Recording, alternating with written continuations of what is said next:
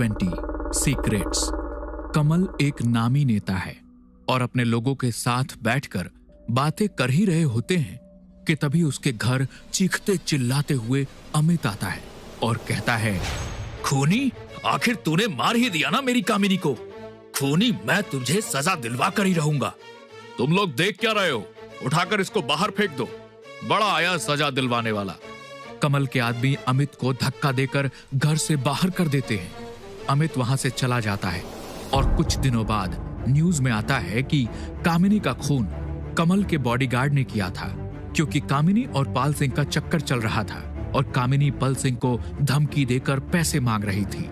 10 साल बाद राज अपने दोस्त रितु के बर्थडे पार्टी में गया हुआ था और राज का दोस्त सुमित और रितु नाच रहे थे। तभी राज की नजर ऊपर छत की तरफ जाती है, जहां उसको एक लड़की छत की दीवार के ऊपर चलती हुई दिखाई देती है। राज भागते हुए जाता है और ऊपर जाकर उस लड़की से कहता है, अरे पागल हो क्या? नीचे आ जाओ वरना मर जाओगी। मैं तो पहले ही मर चुकी हूँ। मजाक बाद में कर लेना, पहले उस दीवार से नीचे उतरो वरना चोट लग जाएगी। मुझे अब कुछ नहीं होगा, जो होना था वो तो हो चुका। ऐसा कहकर वो लड़की आगे चलने लगती है और तभी राज भागकर आता है और उस लड़की का हाथ पकड़ उसको नीचे उतार देता है। तभी राज देखता है उसके हाथों पे खून लगा हुआ है और सामने खड़ी लड़की के पैर उल्टे हैं और उस लड़की के मुंह से भी खून निकल रहा है। ये देख राज वहां से भागने लगता है। तभी सामने से वो अपने दोस्तों से टकराता है और राज को ऐसा डरा हुआ देख उसके दोस्त रितु और सुमित हंसने लगते हैं और कहते हैं, राज की शक्ल देखो, पूरा रंग ही उड़ गया है इसका तो। अरे मोहिनी, इतना नहीं डराना था। अरे सॉरी राज, मुझे ऐसा करने के लिए ना रितु ने कहा था। मैं तो पहले से ही जानता था कि तुम नाटक कर रही हो। मैं कौन सा तुमसे डर गया? देखो, क्या मैं डरा हुआ लग रहा हूँ? और वैसे भी आज रात हम कमोरा के जंगल में जा रहे हैं, वहाँ देखते हैं कौन डरता है जब असली भूतों से सामना होगा। असली भूत? अरे कुछ नहीं, असल में हम लोगों ने सुना है कि कमोरा के जंगल में भूतों का वास है, तो हम लोग वही देखने जा रहे हैं।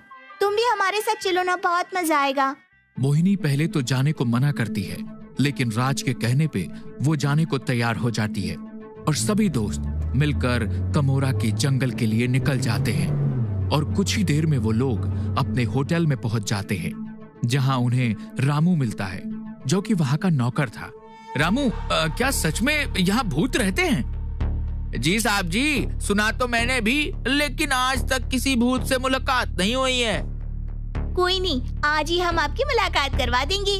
अरे नहीं, हम तो बहुत डरते हैं। वैसे भी आप लोगों की तरह यहाँ पर एक और साहब रहने आए हैं और वो भूतों को पकड़ने आए हैं। और तभी अचानक ही वहां की लाइट चली जाती है और चारों तरफ अंधेरा हो जाता है और हल्की सी चांद की रोशनी में सभी देखते हैं कि एक बड़ा लंबा सा आदमी उनकी तरफ ही चला आ रहा है, जिसके एक हाथ में भेड़िए का सर होता है और दूसरे हाथ में बड़ी सी कुल्हाड़ी। ये देख रितु डर के मारे चीखने लगती है।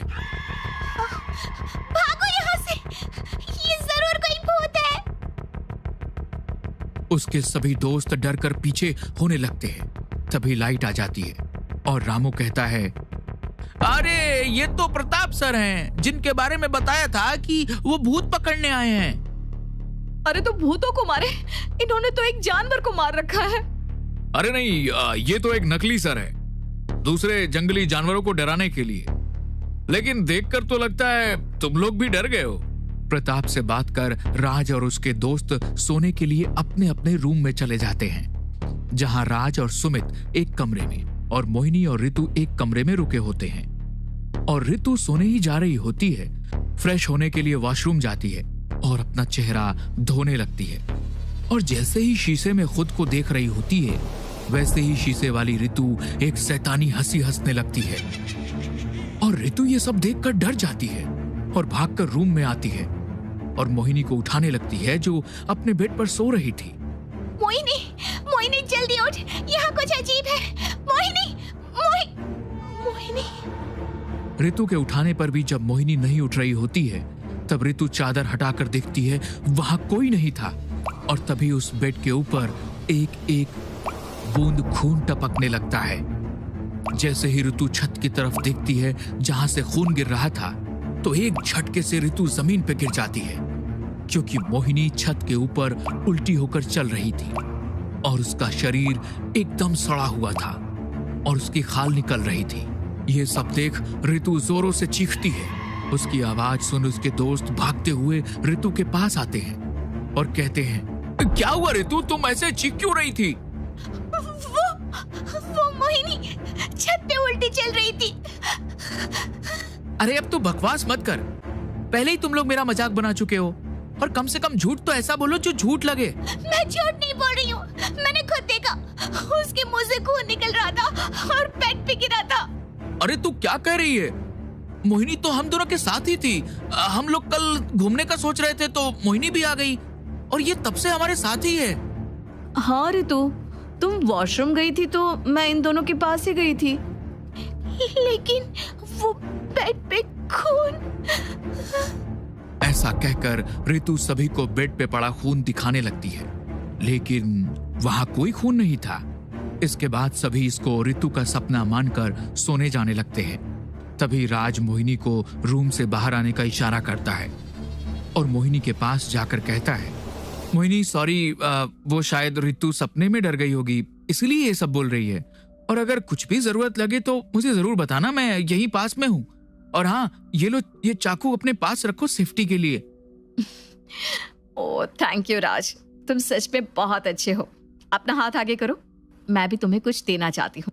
ऐसा कहकर मोहिनी एक काला धागा राज के हाथों में बांध देती है और कहती है, ये हर वक्त तुम्हारे साथ होगा। उसके बाद मोहिनी वहां से अपने रूम में चली जाती है और काले धागे को बंधवाकर राज भी खुश होता हुआ अपने कमरे में आ जाता है और सुमित और राज दोनों ही सो जाते हैं। रात के करीब 3 बजे उनकी खिड़की पे कोई हाथ मारता है। तब सुमित की नींद खुल जाती है और वो खिड़की के पास जाकर देखने लगता है। तभी अचानक ही उसके खिड़की पे दूसरी तरफ राज दिखाई देता है, जिसका एक हाथ नहीं था और खून तेजी से बह रहा था और राज रो रहा था और सुमित से वहां से भागने को कहता है। सुमित भी ये सब देखकर काफी डर जाता है और भागने ही वाला होता है कि तभी उसके पीछे से उसके कंधे पर एक हाथ आता है और पसीने से लथपथ सुमित जैसे ही पीछे मुड़ता है तो सामने राज बिल्कुल ठीक हालत में खड़ा था, जो सुमित को ऐसा डरा हुआ देखकर कहता है, क्या हुआ सुमित, तू इतना डरा हुआ क्यों है? वो बाहर मैंने वो तेरा हाथ वो बाहर। क्या हुआ, क्या कह रहा है, क्या है बाहर? राज खिड़की से बाहर देखता है लेकिन उसे कुछ भी दिखाई नहीं देता है। राज सुमित को समझाता है कि उसने कोई बुरा सपना देखा होगा और उसको सोने का कहकर राज अपने कमरे से बाहर जाकर हॉल में देख रहा होता है। तभी राज के चेहरे के ऊपर खून गिरता है और जैसे ही ऊपर की तरफ देखता है कोई चीज वहां से तेजी से भागते हुए आगे चली जाती है। राज भी उसके पीछे जाता है और तभी वो देखता है होटल के बाहर जमीन में से अजीब सी आवाज आ रही है। राज उसके पास जाता है और जैसे ही उस जमीन पे हाथ रखने वाला होता है, जमीन के अंदर से एक जला हुआ हाथ बाहर निकलता है और राज के हाथ को पकड़कर जमीन में खींचने लगता है। ये देख राज जोरों से चीखता है और उसकी आवाज सुन प्रताप उसकी मदद के लिए आ जाता है और राज को पकड़कर उस जगह से दूर ले आता है। और तब तक उसके दोस्त भी आ जाते हैं और ये सब उसके दोस्त भी देख लेते हैं। मैंने कहा था ना राज, यहाँ भूत है, चल अभी चलते हैं यहाँ से। हाँ, वो भूत हम सबको मार देगा। नहीं, तुम लोग अगर यहाँ से कहीं भी गए तो वो भूत तुम्हें मार देगा, क्योंकि जब तक तुम सब साथ हो वो कुछ नहीं करेगा। हम सब मिलकर उस भूत को पकड़ सकते हैं। हाँ ये ठीक है, मैं इसके लिए तैयार हूँ। मैं भी। लेकिन हमें कुछ हो गया तो? कुछ नहीं होगा, मैं हूँ तुम लोगों के साथ और हमें पहले ये पता करना होगा कि ये भूत चाहता क्या है। ऐसा कहकर प्रताप एक कमरे में अपना वीडियो रिकॉर्डर रख देता है और उस कमरे में एक मांस का टुकड़ा रख देता है और तभी वहां की लाइट एक बार फिर चली जाती है और कुछ ही देर में आ भी जाती है और सभी देखते हैं कि उस कमरे का दरवाजा खुला हुआ है। सभी लोग जब उस कमरे में जाते हैं तो देखते हैं कि वो मांस का टुकड़ा गायब है और तब प्रताप सभी की रिकॉर्ड की हुई वीडियोस देखता है जिसमें राज उस कमरे में उल्टा होकर चलते हुए आता है और मांस के टुकड़े को खा जाता है। ये देखकर सभी डर जाते हैं। जैसे ही सब राज की तरफ देखते हैं तो राज वहां होता ही नहीं है और एक बार फिर लाइट चली जाती है। सभी इधर उधर भागने लगते हैं और जैसे ही लाइट आती है सभी को वहां ऋतु की लाश दिखाई देती है। ये देख सब डर जाते हैं और तब सुमित फोन करके राज के पापा को यहाँ बुलवाता है और राज के पापा कमल भी आ जाते हैं और अपने बेटे की वीडियो देखकर वो भी डर जाते हैं। तब प्रताप उन्हें कहता है, देखिए कमल जी, अगर आप राज को बचाना चाहते हैं तो हमें उस आत्मा के यहाँ आने की वजह पता करनी होगी और ऐसा तब होगा जब हम उसे कोई सच बताएं, तब आत्मा भी अपने यहाँ आने का सच बता देगी।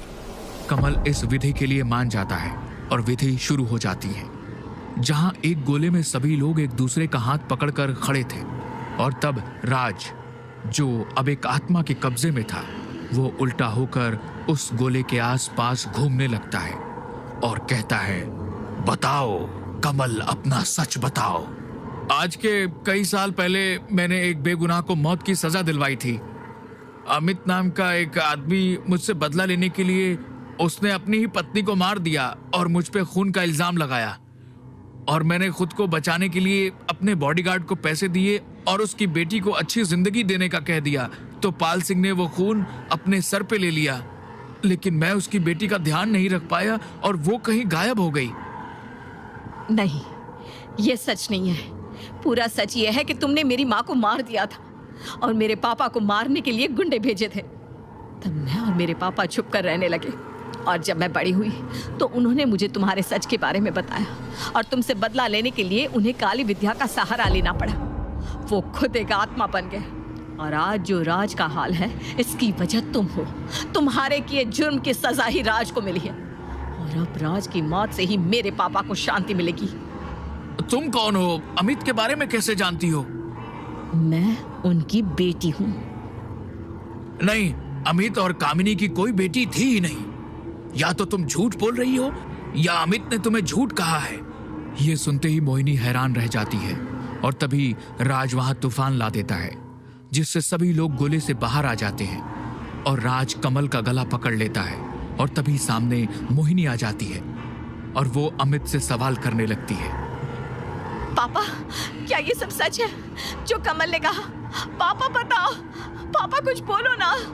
तभी राज मोहिनी का गला पकड़कर उसको उठाकर दूर फेंक देता है और जोरों से कहता है, मैं तेरा बाप नहीं हूं, तेरा बाप पाल सिंह था। मैंने तेरे बाप और इस कमल सिंह से बदला लेने के लिए ही ये सब किया है और तू तो बस एक मोहरा थी। अब मेरे हाथों से कोई नहीं बचेगा। मोहिनी को अपनी गलती का पछतावा होता है और वो समझ जाती है कि अब उसको ही अमित को रोकना होगा। तभी प्रताप मोहिनी के पास आकर कहता है, आखिर अमित की आत्मा राज के बॉडी में गई कैसे? मैंने राज को अमित की हड्डी से बना हुआ ब्रेसलेट पहनाया था। मोहिनी, अब तुम्हें ही उस ब्रेसलेट को राज से अलग करके एक बहते हुए पानी में फेंकना होगा, ताकि अमित की आत्मा जो इस धरती लोक में अपने बदले की वजह से है वो मुक्त हो जाए। और ये होटल के ठीक नीचे एक नदी है, तुम्हें उसी में ब्रेसलेट को फेंकना होगा। इसके बाद मोहिनी राज के पास जाती है ताकि उसको बातों में लगाकर उसका ब्रेसलेट निकाल सके, लेकिन इस चाल के बारे में आत्मा को पहले से ही पता था। वो मोहिनी को हवा में उड़ा उड़ा कर जमीन पे फेंकता है, जिससे मोहिनी भी काफी घायल हो जाती है।